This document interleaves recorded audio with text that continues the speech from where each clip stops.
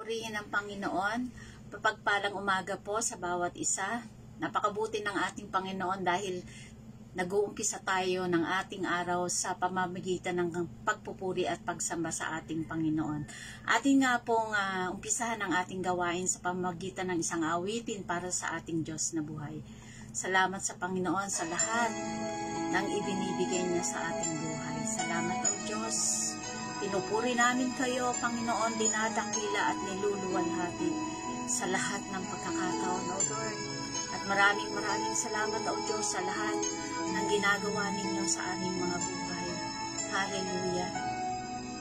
Awitan po natin ating Panginoon. Gaano man kalayo ang langit, siya ay narito sa ating piling. Hallelujah. Ikaw ang kalakasan namin, malalapitan at kaligayahan. Dumating man ang pagsubok, walang makapaghiwalay, walang maikukumpara sa pag-ibig mo.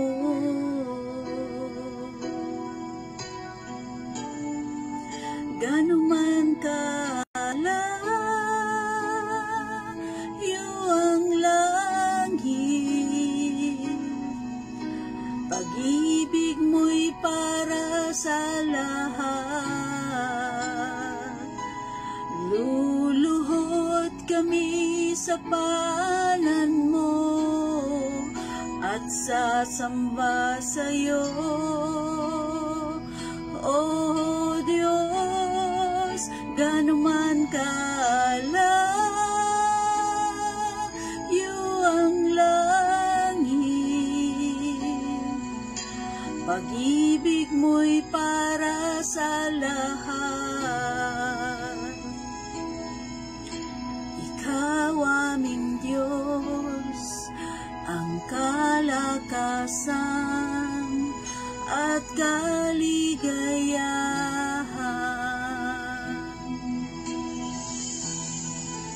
Hallelujah. Ikaw ang kalakasan namin, malalapitan at kaligayahan. Dumating man ang pagsubok, walang makapaghiwalay, walang maikukumpara sa pag-ibig mo.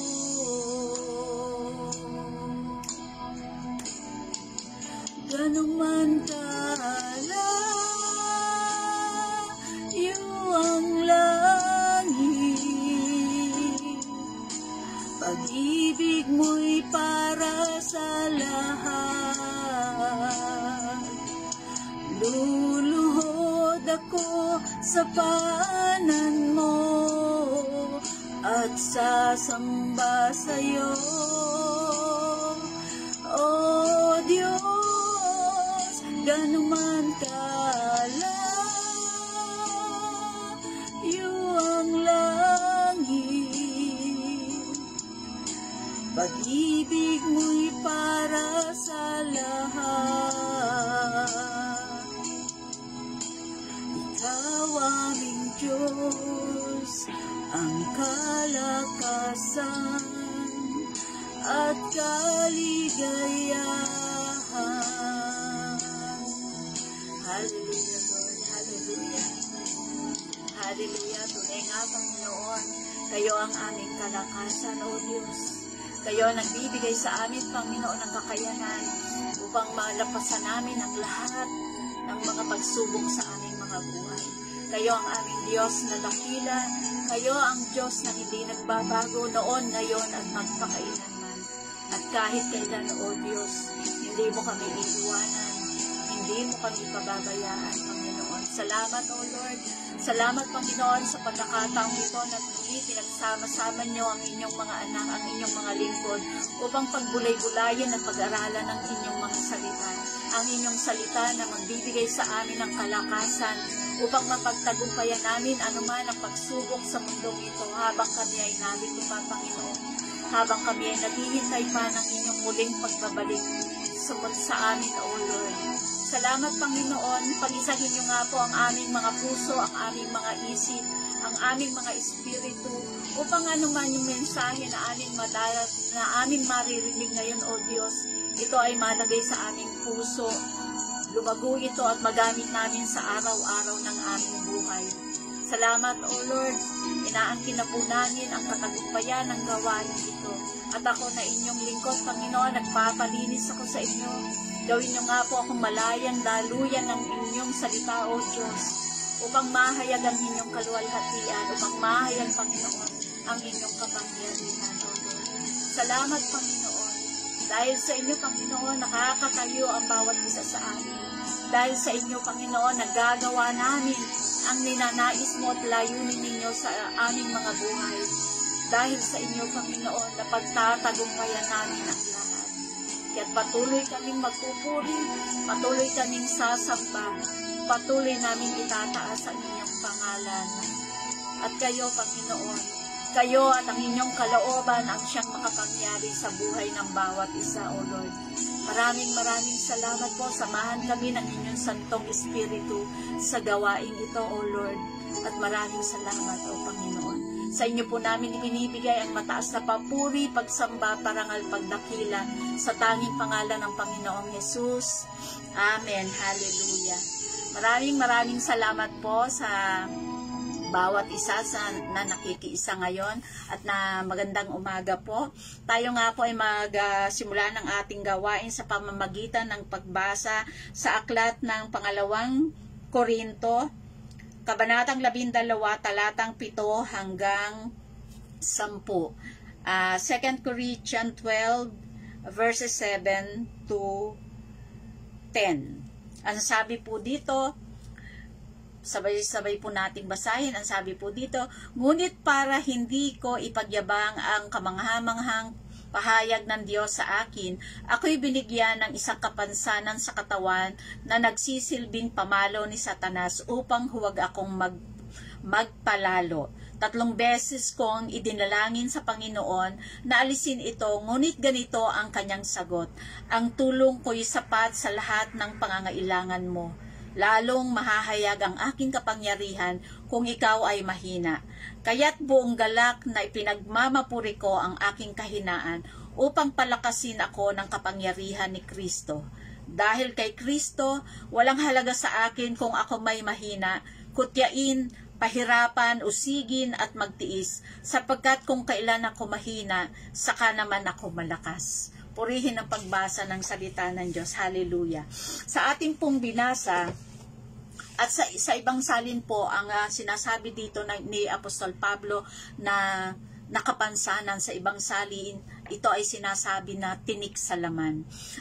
Ang tinik sa laman na sinasabi ni Apostol Pablo ay tumutukoy sa isang kapansanan o disability, kakulangan, kahinaan, karamdaman o kahihiyan na meron siya.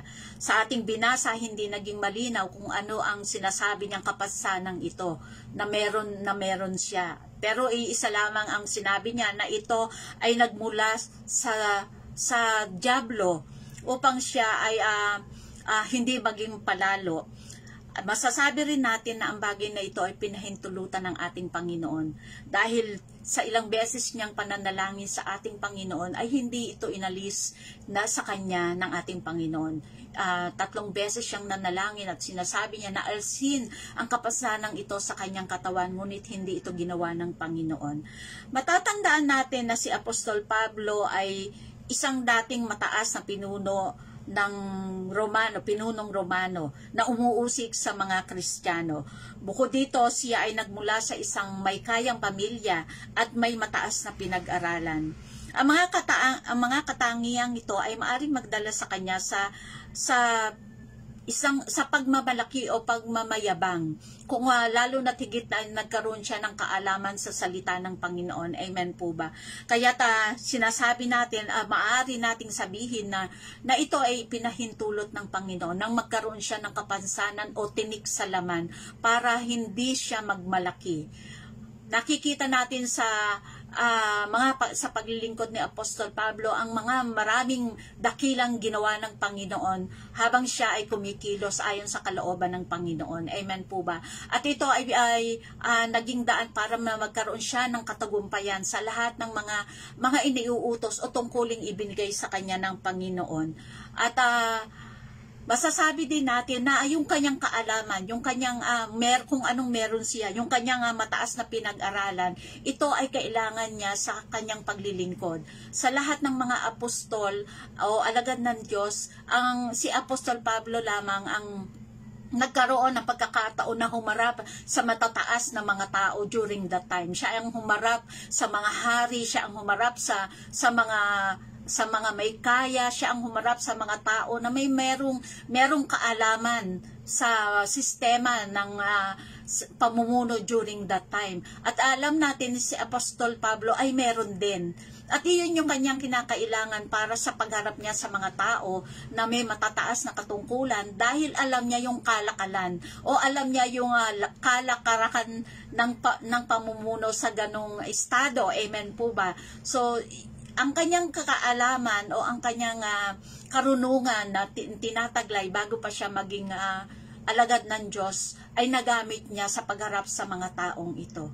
At dahil sa katagumpayan na na-receive niya o na-accomplish niya during that time, kinakailangan magkaroon siya ng kapansanan para hindi siya magmalaki, para hindi niya maipagmalaki yung kanyang kakayanan o yung kanyang karunungan sa iba. Amen po ba? At para hindi niya maitaas yung kanyang sarili. Binigyan siya ng kapansanan para mapaalala sa kanya na siya ay alagad lamang o siya ay isang mababang tao na kinakailangan ng tulong ng Diyos para mapagtagumpayan ang tungkulin na iniatas sa kanya. Amen po ba? At sa atin, bilang tayo ay naglilingkod din sa ating Panginoon, dumarating din tayo sa punto na nag-iisip tayo o nagkakaroon tayo ng kaisipan sa mga bagay na mga ginagawa natin, sa mga katungkulan na ating hinahawakan. Amen po ba? Alam ng Panginoon kung ano yung ating kahinaan. Alam ng Panginoon kung ano ay yung ating kakayanan. At dahil alam niya ang lahat ng ito, binibigyan niya tayo ng limitasyon. Ang kapansanan na sinasabi ni Apostol Pablo ay limitasyon niya para hindi niya maipagmalaki ang kanyang sarili sa lahat ng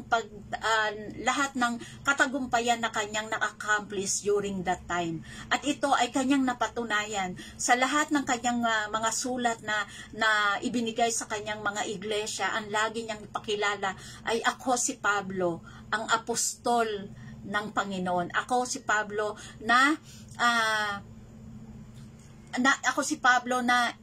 itinalaga ng Diyos. Ako si Pablo na pinili ng Diyos. Ibig sabihin, nagagawa niya ang lahat ng ito dahil siya ay tinawag ng Diyos, dahil siya ay pinili ng Diyos. At lahat ng kanyang napagtagumpayan, lahat ng kanyang ginagawa ay para sa Panginoon, hindi para sa kanyang sarili. Amen po ba? So yung kapansanan na sinasabi ni Pablo, ay hindi lamang ito sa physical na pangangatawan. Ito ay ibinigay ng Panginoon sa kanya para magkaroon siya ng paalalas na siya ay hindi perpekto, na siya ay meron din siyang kahinaan, na meron siyang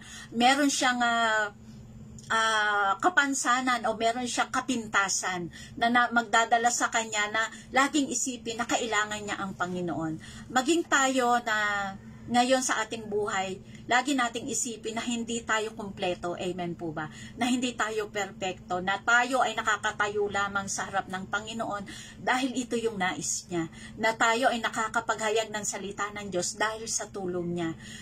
Na tayo ay narito ngayon hindi dahil sa ating sariling kakayanan, hindi dahil sa ating sariling karunungan, ngunit tayo ay binigyan ng Diyos ng kaalaman, ng karunungan na kung ano yung kailangan natin para tayo ay makagawa para sa ating Panginoon. Amen po ba? Binigyan niya tayo ng lahat, in-equip niya tayo ng lahat ng ating mga pangangailangan upang tayo ay makatayo at makapaghayag ng salita ng Diyos ayon sa pagnanais o ayon sa kalooban ng ating Panginoon. Amen po ba?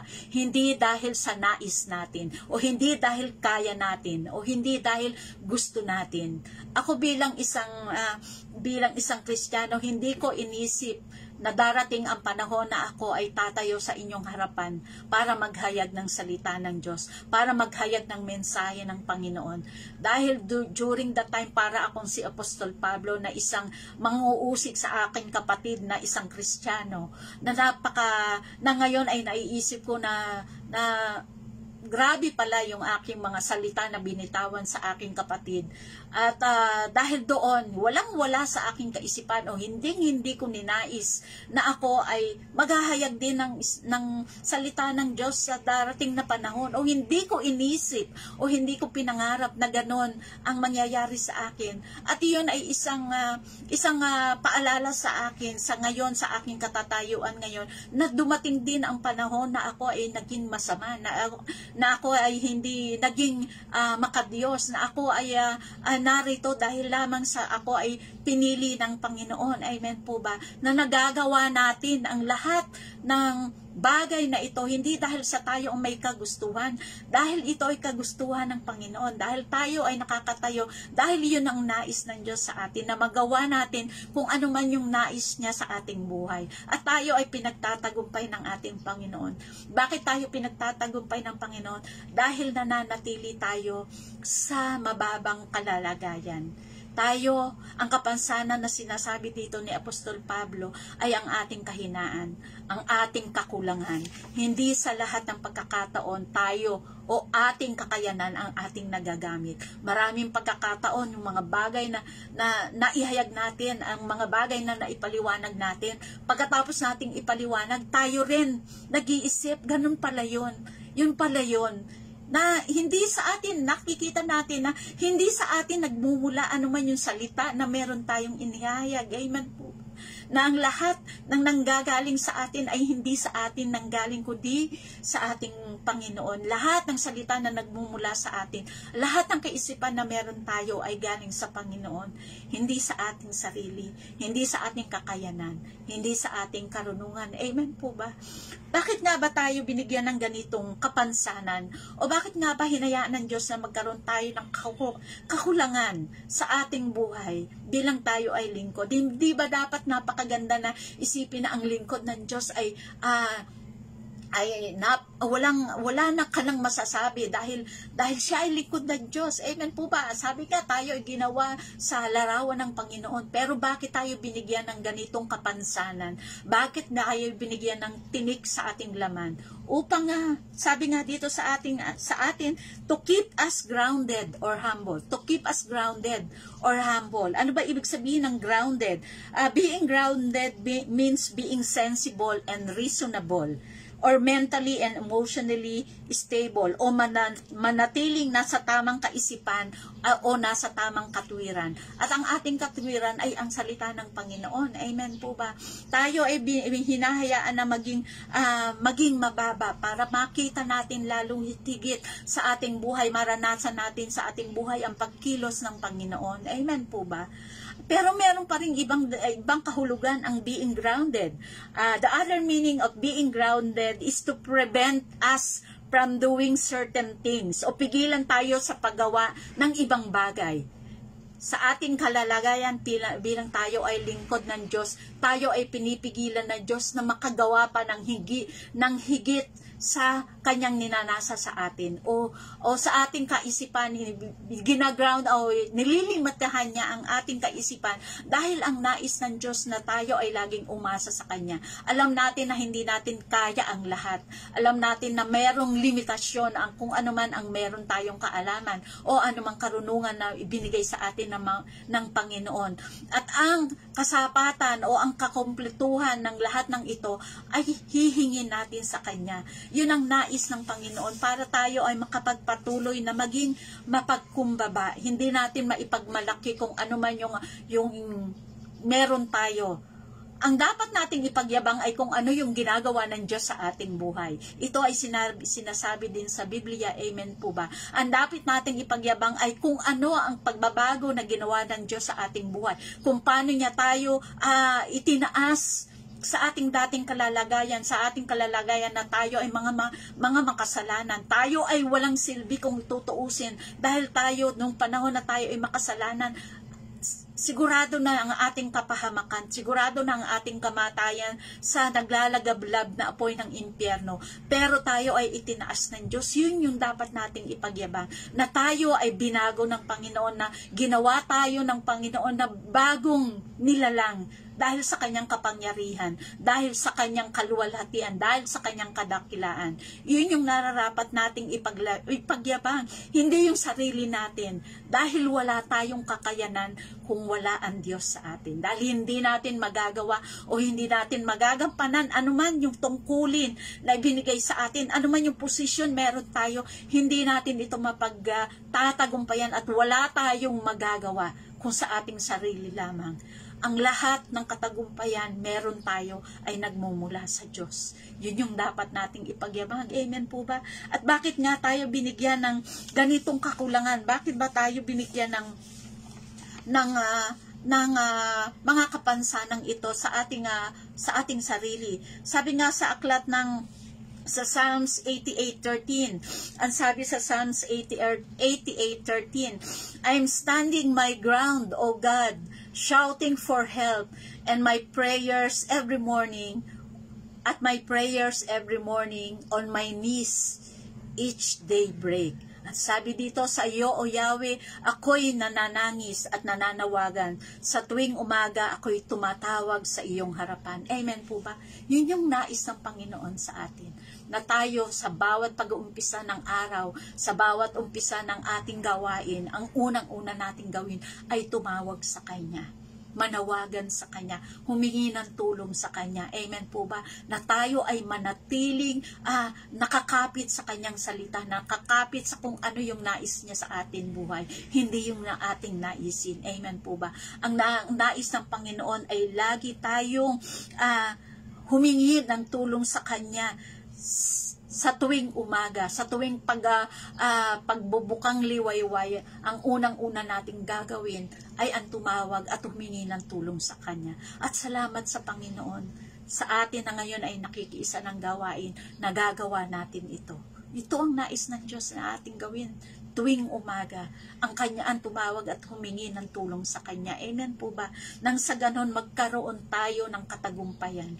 Amen po ba? At sa bawat paghingi natin ng tulong na sa Panginoon, ang Kanyang laging tugon. At dito sa ating binasa sa verse 9, ang sabi niya, ang tulong ko'y sapat sa lahat ng pangangailangan mo. Lalong mahahayag ang aking kapangyarihan kung ikaw ay mahina. Amen po ba? Ang tulong ng Panginoon ay sapat na para sa atin, sa ating mga pangangailangan, hindi lamang sa ating mga personal na pangangailangan, hindi lamang sa mga physical nating pangangailangan, lalo tigit yung pangangailangan natin spiritually, lalo tigit yung pangangailangan natin para tayo ay makapaghayag ng salita ng Diyos, lalo tigit yung pangangailangan natin para magampanan natin ang kalooban ng Panginoon. Amen po ba? Salamat sa Panginoon dahil sa Kanyang tulong tayo ay nakakahakbang sa lahat sa layunin niya sa ating buhay. So God's power is perfected in our weakness. Amen po ba? God's power is perfected in our weakness. Ang Kanyang kapangyarihan ay nagkakaroon nakikita natin ang Kanyang kapangyarihan dahil sa ating mga kahinaan. Dahil sa ating mga kahinaan, kumikilos ang Panginoon at nahahayag ang Kanyang kaluwalhatian. Dahil sa ating kahinaan, nakikita ng maraming tao ang kadakilaan ng Diyos Nakikita nila sa atin bilang tayo ay lingkod, nakikita nila ang tunay na pagka-Diyos ng ating Panginoon. At dahil ito sa ating napagtatagumpayan, alam ng mga tao sa ating paligid na wala tayong kakayanan na mapagtagumpayan anuman yung nangyayari sa ating buhay. Amen, amen po ba? Alam ng lahat ng tao na nakakakilala sa atin na tayo ay isa lamang na pangkaraniwang tao, pero dahil sa kapangyarihan ng ating Panginoon na ating pinananampalatayanan, nagagawa natin yung higit pa sa kung anong meron tayong kakayanan. At ito yung dapat nating ipagpasalamat. Amen po ba? At ito yung lagi nating alalahanin. Binigyan tayo ng Panginoon ng kapansanan, ng kahinaan, ng kakulangan para laging maitaas ang Panginoon. Dahil sa ating mga katagumpayan, ang Diyos ang natataas. Dahil sa ating pagtatagumpay, ang kanyang lakas at kanyang kapangyarihan ang nakikita ng ibang tao sa atin. Amen po ba? Sabi nga sa aklat ng Juan 3:30, John 3:30, ang sabi dito, kailangan siya ang maging dakila, ako na may mababa. Kailangan siya ang maging dakila, ako na may mababa. More of God, less of me. Ito po yung dapat nating ilagay sa ating mga kaisipan sa lahat ng pagkakataon. Pag tayo ay nakaranas ng katagumpayan sa ating gawain, pag tayo nakaranas ng napakagandang pangyayari sa ating buhay, laging ang Panginoon ang ating itataas. Praise God sa lahat ng nangyayari sa ating buhay. At ito yung gusto ng Diyos na marinig sa atin, na sa kabila ng maraming pagbabago sa ating buhay, sa kabila ng katagumpayan na ating nakakamtan, sa kabila ng marami nating nagagawa, hindi yung ating sarili ang natataas, kundi siya. Ginagamit lamang tayo ng Panginoon para siya ay mataas. Amen po ba? At salamat sa Panginoon. Naniniwala ako na itong kanyang mensahe ngayon ay magbibigay sa atin ng kalakasan, na makapag-uumpisa tayo ng araw na ito na may magandang tinitingnan, na meron tayong goal na kailangan kong gawin ito para maparangalan ng Panginoon. Kailangan kong mapagtagumpayan ito para mataas ang Panginoon. Kailangan kong magawa ang lahat ng bagay na ito para sa Panginoon. Para sa Panginoon. Amen po ba? More of God, less of me. More of God, less of me. Until it is Christ alone in our lives. Amen po ba? Hanggang sa ang lahat ng ating ginagawa ay para sa Panginoon. Hanggang siya ang maghari sa ating buhay. At maiisang tabi na natin kung ano man yung meron tayo. Amen po ba? Kaya salamat sa Panginoon. Salamat sa kanyang pagkilos sa ating gawain. Salamat sa lahat ng kanyang ginagawa sa bawat isa sa atin. Naniniwala ako na tayo bawat isa sa atin ay may mga napagtagumpayan na, at magkakaroon pa tayo ng maraming katagumpayan dahil ang kasama natin ay ang Diyos na buhay. Amen po ba? Salamat sa Panginoon. Tayo nga po ay manalangin. Hallelujah! Hallelujah, hallelujah. Salamat sa inyo, Panginoon. Salamat sa napakagandang mensahe na inyong ipinarating sa bawat isa. Tunay nga, Panginoon, na wala kaming magagawa kung hindi kayo ang aming kasama, Panginoon. Tunay nga, O Diyos, na lahat ng katagumpayan meron kami ay nangyayari at nagaganap dahil kayo ang aming kasama, dahil kayo ang siyang nangunguna sa aming mga buhay, kayo ang umaakay sa amin, Panginoon, sa bawat hakbangin namin, kayo ang nagbubukas ng landas para sa katagumpayang aming hinahanap, Panginoon, at lahat ng ito, O Diyos, ay para sa inyo lamang. Kayo ang dahilan, at kayo rin, Panginoon, ang dapat na maitaas at maihayag sa lahat ng katagumpayang ito. Maraming salamat, Panginoon. Ako po ay lumalapit sa inyo, O Diyos, para sa lahat ng iyong mga anak na ngayon ay nakikisa sa gawain ito. Alam nyo, O Diyos, yung mga desire ng kanilang mga puso. Alam nyo, O Diyos, yung kanilang mga naisin para sa katagumpayan ng kanilang mga ministeryo, para sa katagumpayan ng kanilang iglesia, para sa katagumpayan ng mga gawain gawaing iniatag nyo sa kanila. Patuloy nyo nga po silang samahan, O Panginoon, at bigyan ng kaalaman, karunungan, O Diyos, at kapangyarihan upang ang lahat ng kanilang gagawin, upang ang lahat ng kanilang ihahakbangin, Panginoon, ay mapatungo sa katagumpayan na nais mo, Panginoon, para sa kanila. At lahat ng bagay na ito, O Diyos, ay aming inihahandog sa inyo. Tulungan nyo nga po ang bawat isa, anuman yung kanilang pagsubok o laban na meron sila, Panginoon. Maging kami, Panginoon, anuman yung laban at pagsubok na meron kami sa aming harapan, ito ay aming mapagtatagumpayan dahil kayo ang aming kasama. Kayo na Diyos na makapangyarihan sa lahat. Kayo na Diyos na dakila. Kayo na Diyos na hindi nagbabago noon, ngayon at magpakailanman. Kayo na aming Panginoon na siyang kumikilos sa buhay ng bawat isa. Tulungan nyo nga po ang bawat isa, Panginoon, na mapagtagumpayan ang aming mga sarili. Ang aming mga sarili, Panginoon, na siyang pinakahadlang, Panginoon, para mapagtagumpayan namin ang inyong kalooban. Aming isang tabi, Panginoon, ang aming mga sariling kagustuhan at sariling pagnanasa. At ang siyang aming nasahin na magawa at magampanan ay ang inyong kalooban, Panginoon. Salamat, O Lord, naniniwala ako, Panginoon, na kayo ay kikilos sa bawat anak mo, na ang nasa isipan at nasa puso ay kayo ay mapaglingkuran. Salamat, Panginoon, inaangkin na po namin, Panginoon, ang lahat ng katugunan sa aming mga panalangin. Sabi nyo nga po, Panginoon, ng sino man na tumawag sa inyo ay inyong tutugunin. Lalo na't kung ito ay ayon sa inyong kalooban. Maraming salamat po, Panginoon. Lagi nyo nga pong ingatan ang bawat isa sa amin. At kayo, O Diyos, ang siyang kumilos sa aming mga buhay, maging sa aming buong sambahayan. Akin din pong itinadalangin sa inyo, O Diyos, ang aming mga tagapanguna mula sa sentro, O Lord, kay Pastor Joseph, sa kanyang buong sambahayan. Mula sa mga guro ng Bible School, O Lord, na siyang nagbibigay ng kanilang panahon upang makapagturo sa mga estudyante na nanais pang kayo ay makilala, O Lord. Patuloy nyo nga po silang palakasin physically and spiritually. Patuloy nyo nga pong palawakin pa ang kanilang kaalaman at kanilang karunungan upang ito ay magamit nila, Panginoon, sa pagtuturo sa mga anak mo, O Diyos, na nagnanais pang mapalawak din ang kanilang kaalaman patungkol sa inyo, O Lord. Tulungan nyo nga po, Panginoon, ang aming mga tagapanguna upang magampanan nila, O Lord, ang mga plano mo sa kanilang buhay para sa kanilang mga nasasakupang mga iglesia. Kayo nga po, O Diyos, ang siyang magbigay ng kinakailangan nila, O Panginoon, upang ang lahat ng ninanais mo o plano mo sa bawat iglesia ay magkaroon ng katuparan.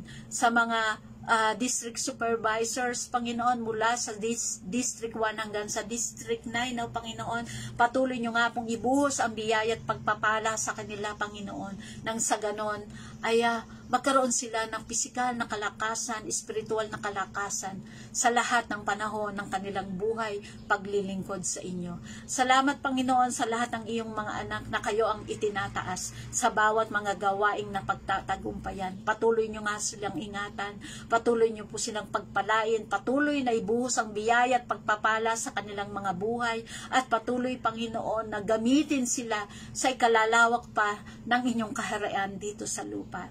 Marami kaming nais ipagpasalamat sa inyo, Panginoon, dahil marami kaming nagawa dahil sa inyo.